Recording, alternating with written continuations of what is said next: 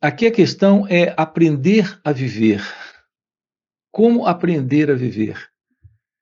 E por que aprender a viver? Reparem, viver é uma arte.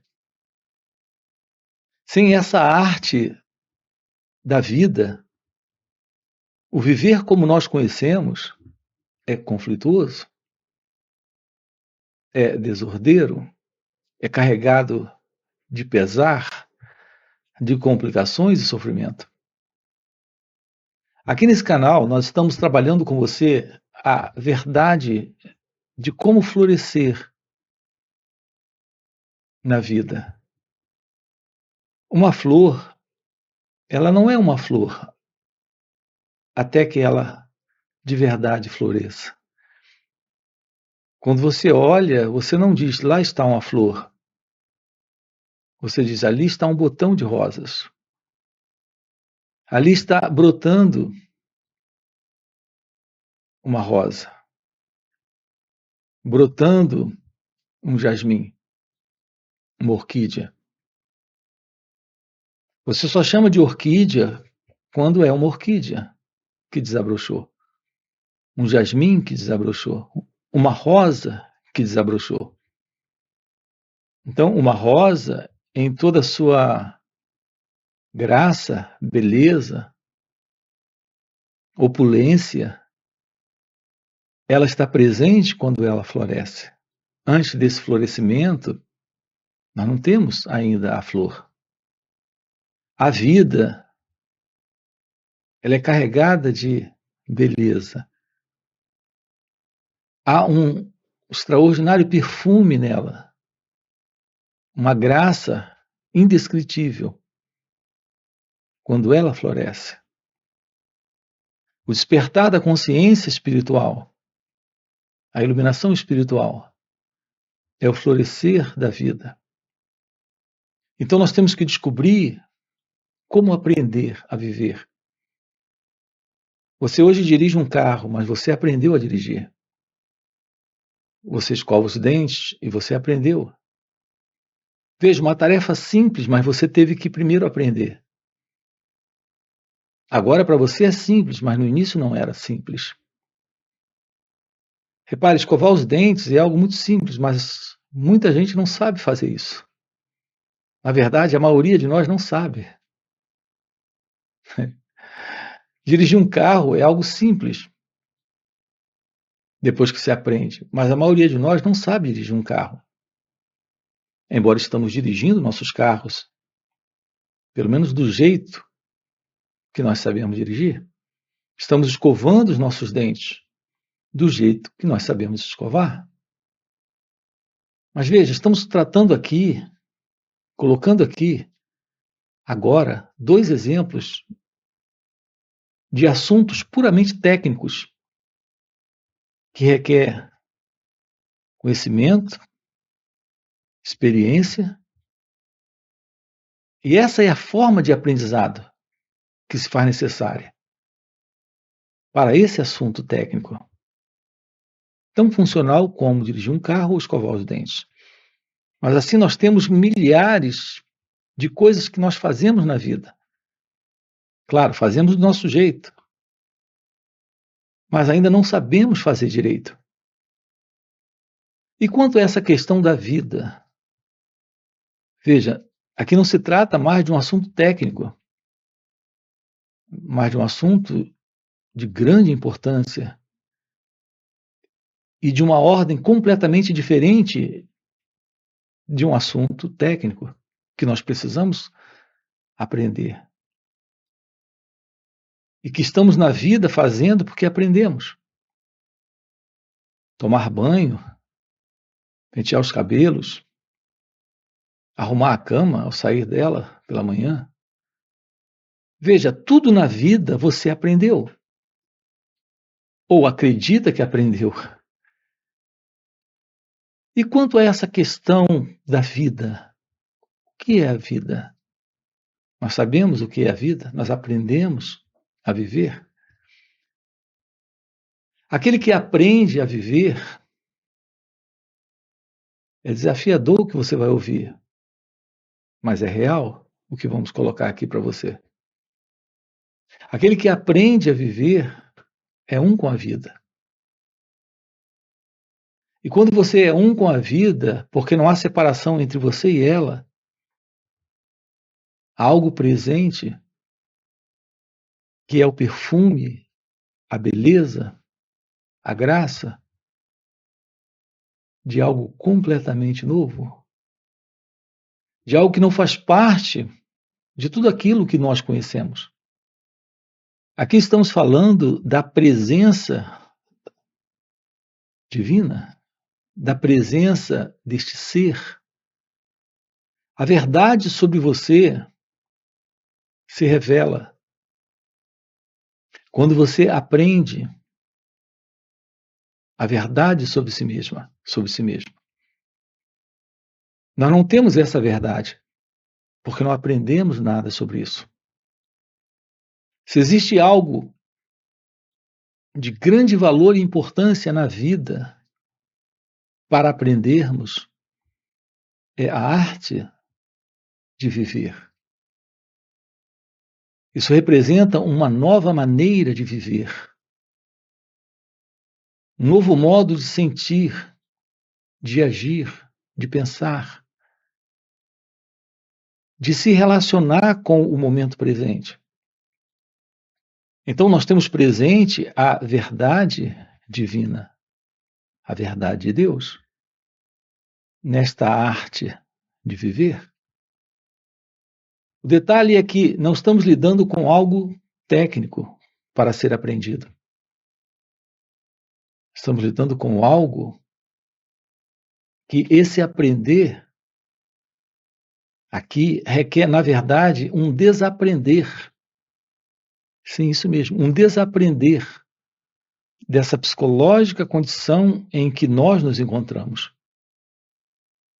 Essa psicológica interna condição em que nós vivemos, ela está presa dentro de um modelo de cultura, de sociedade e de mundo, onde estamos nos movendo na vida, nesse viver dentro da ignorância. Reparem como isso é delicado. Toda forma de desordem, confusão e sofrimento está presente na vida, em nossas vidas, em razão dessa visão particular de vida que temos, que trazemos, presente, de fato, pela ignorância. Em realidade, pela ignorância. Quando há essa ignorância sobre a verdade de nós mesmos, nesse desconhecimento, estamos vivendo dentro de uma condição psicológica ilusória, onde está estabelecido todo tipo de desordem, confusão e sofrimento. Nós temos um modelo de sentir, de pensar e agir confuso, desordeiro, problemático, inquieto. Então, isso sustenta essa condição, essa psicológica condição de ser alguém, como nós nos sentimos ser, como nós demonstramos ser, como nós parecemos ser. Vamos com calma olhar para isso. Nós temos que desaprender isso. Nós somos criaturas nessa condição psicológica de ser alguém. Nós somos criaturas possessivas, invejosas, avarentas, ciumentas, ambiciosas, carregadas de medo. Temos um modelo de pensamento que funciona dentro de cada um de nós, que é o modelo de pensamento inquieto, desassossegado, desordeiro. O pensamento em nós está sempre nos levando para um modelo de existência de separação, onde nos vemos como sendo alguém alguém que é, na verdade, o centro de nossas relações, em nossas experiências. Assim, nós temos um modelo egocentrado de existir. Nós desconhecemos a beleza da existência, da totalidade da vida, porque estamos egocentrados, centrados em nós mesmos. Essa é a condição psicológica desse mim, desse sentido de pessoa que nós temos. Isso está sustentando em nós todo tipo de comportamento egocêntrico, gerador de problemas à nossa volta. E internamente estamos sempre internalizando conflitos e também quadros de infelicidade. Precisamos desaprender tudo isso. Isso está presente porque nós desconhecemos a verdade sobre Deus. Nós temos crenças sobre Deus, teorias sobre Deus. Já lemos livros sobre Deus. Ouvimos diversos sermões, pregações e palestras sobre Deus. Então nós temos a crença, uma imagem sobre o que ele representa. Mas tudo isso ainda está dentro desse modelo de programa, de condicionamento, de cultura, de sociedade, de mundo. Não há uma vivência direta desta realidade divina. São só crenças. Nossas religiões organizadas estão organizadas todas em torno de palavras, de conceitos, de teorias, de imagens, de formulações mentais, de crenças.